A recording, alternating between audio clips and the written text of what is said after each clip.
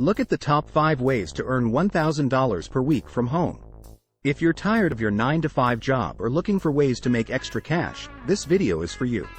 So, without any further ado, let's get started. Number 5. Online surveys. Our 5th way to earn $1,000 per week from home is by taking online surveys.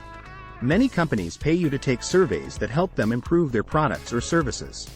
You can sign up for survey websites like Swagbucks, Survey Junkie, and Toluna to earn money by taking surveys.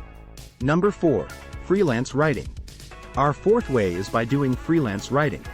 You can make good money by writing articles, blog posts, or other content for websites.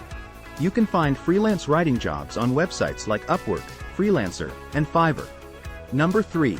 Online tutoring. Our 3rd way is by doing online tutoring. If you have expertise in any subject, you can teach students online and make good money.